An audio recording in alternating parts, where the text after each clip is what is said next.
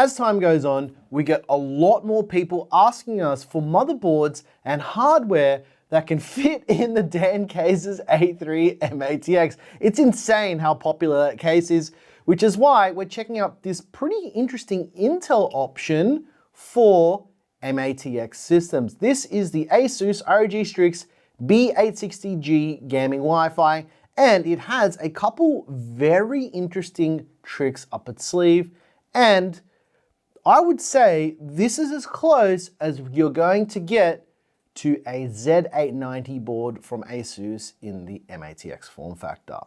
Let's dive in and take a closer look. This video is brought to you by VIPSCDKey.com. Have you ever installed Windows 11 only to see the watermark of death? You don't need to fork out a couple of $100s for a key. You can grab one from today's video sponsor, from VIPSCDKey.com for a tenth of the price. You can use our code GEAR to get 30% off for this month only. How good is that? That takes that already cheap Windows 11 key and makes it even cheaper. It's easy as placing your order. Bingo bango. You've got your new key on your orders page. You chuck that key into the activation screen and you're good to go. No more watermark of death. Use code GEAR to get 30% off for this month only. Link in the description. On with the video. Back to you, Nick. All right, here it is, ladies and gents, the ROG Strix B860G gaming Wi-Fi. Let's get that motherboard out of the way and take a little bit of a closer look at everything that comes with this board. And as usual, there's not a whole lot here. First of all, we've got some documentation. This is a pretty good quick start guide. Everything is labeled really well, and this will help you if you've never built before or if you just need a quick reference for anything when you're building.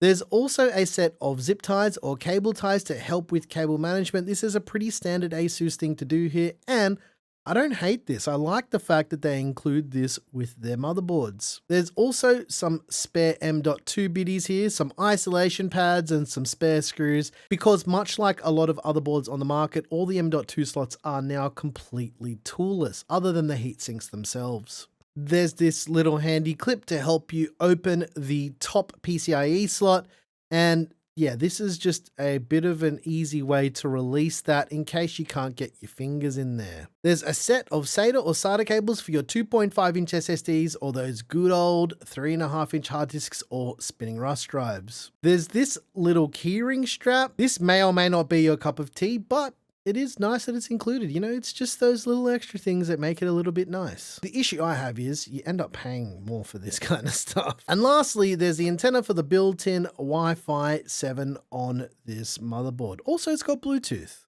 Alrighty, let's unsheath the B860G and take a little bit of a closer look at what's going on with this board, because ASUS has a very interesting new MATX layout, and they've also done this with their B850 boards as well. As you're about to find out, the front panel audio header sits all on its own on the bottom left-hand side of the board, because there's essentially nothing along the bottom edge of the board. They've moved everything to the corners, because if we take a look at the bottom right-hand corner, you'll see there's a PWM fan header, there's a single USB 2.0 header, there's a 3-pin 5V addressable RGB header, another PWM fan header, and then there's the front panel header for all the lights and all these switches to turn your system on and to let you know that your system is up and running.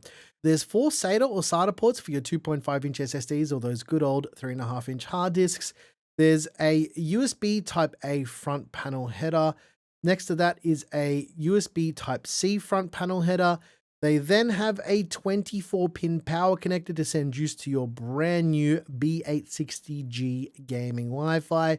There's 2 3-pin 5V addressable RGB headers right there as well. There's 3 more PWM fan headers. This is typically used for CPU fans and liquid coolers. One thing I've noticed with these ASUS boards lately is they've put little rubber caps on the ones that you should be using in your system. There's also 2 EPS power connectors to send juice to your brand new Intel Core Ultra Series 2 processor. Unlike other MATX boards on the market, this only has a single PCIe slot, and this is a PCIe Gen 5 by 16 slot. For power delivery, the B860G gaming Wi-Fi has a 14+1+2+1 phase digital VRM layout with 80 amp smart power stages. There's a massive heatsink, which is the entire I/O cover that helps dissipate the heat. And there's another huge heatsink on the top edge of the board to help with dissipating that heat as well. This board features Intel's LGA 1851 socket. It's got standard cooler mounting here, the same that is compatible with LGA 1700. So anything from Intel's 12th gen up to 14th gen will also fit on here for cooling. But as for the socket itself, inside the socket, we're just going to pop it open so you guys can have a little bit of a squiz. I do this just in case you've never ever seen inside of the socket before. And if you think I'm repeating myself, well, I technically am. I'm trying to help you guys, because if you've never built in a system like this before and you've never seen inside of the socket, this will help you out quite a lot. And it'll, I take on the risk of opening the socket so you don't have to, so you can see what it looks like. If we flip the board over, you can see there's not a lot going on back here. You'll notice they are using a gray PCB. We're seeing this with a lot of white style motherboards these days as well. As for RAM compatibility, this has 4 DDR5 DIMM slots with support for up to 256 gigs of memory in total at 9,066 megatransfers. It also supports CU-DIMM modules as well. Here's one thing I like about these new ASUS boards, and that is that top M.2 heatsink clip. It's very nice. Let's get the rest of the heatsinks off so we can see what the storage situation is, because there's a lot here.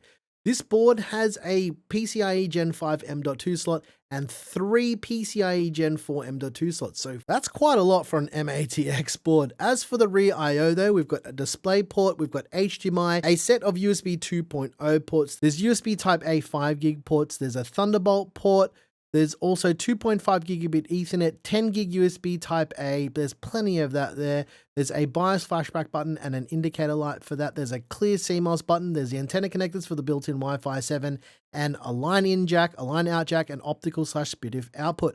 I gotta say, I am really liking what ASUS is doing with their rear I.O. for labeling, because now it'll tell you exactly what the speed of everything is, and you don't have to guess based on the generations, because that's super confusing.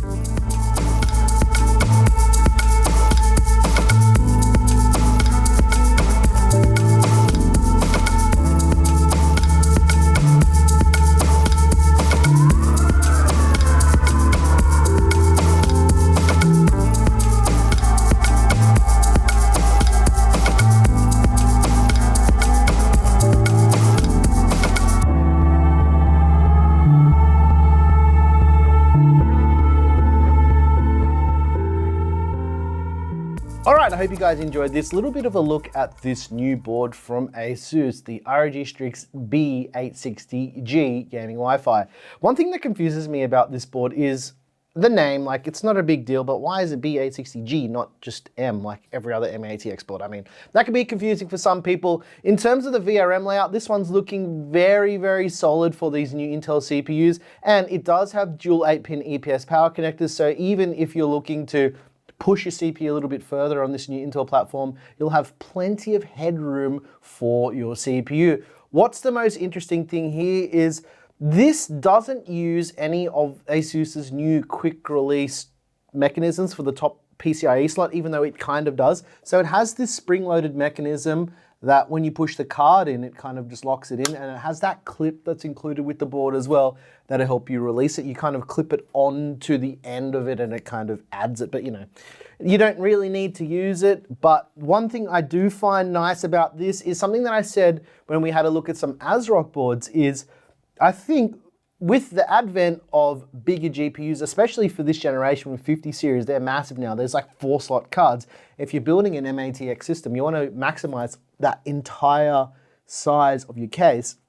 So all of these new M.ATX boards that we're seeing, Intel and AMD, there's no exclusions here, have moved that slot all the way into the first position, and I like that. I don't know why we went for a few generations where they were being moved down to the second and third position. I kind of get it, but not really. Other than that, this board does what Intel boards are typically doing now. This also has Thunderbolt, but it's only got one Thunderbolt port, even though it's got 2 USB Type-C ports. It's got 20 gig USB Type-C, which is technically not Thunderbolt, but it doesn't do PCIe tunneling, but we have a Thunderbolt port, so it's all good. But if you're interested in this board, the interesting thing is it's not available in the US. I don't think. I can't find any listings for this. Basically, it doesn't exist in North America, right? But I will guess that the price for this, if or when it does come out to the US, will be around about 249 US dollars. But in Australia, we can pick this one up for 479 Aussie dollars at the time of filming this video. It is strange that I couldn't find availability for this board, particularly in the US, but sometimes with these motherboard vendors, they'll do boards that are exclusive to some regions. So maybe that is a thing. Or maybe they're like MATX for Intel isn't going to be that popular in the North American region, so we won't bring it there. But who knows? Let us know your thoughts on this board. I think this one is pretty interesting. We do have an ASRock board that is similar to this that we haven't covered yet. So maybe we'll put them side by side and I'll let you guys know what I think about these side by side. But for now, this one is actually not looking terrible. Last thing, before I forget, I want to add this. This new M.2 release, I kind of like it.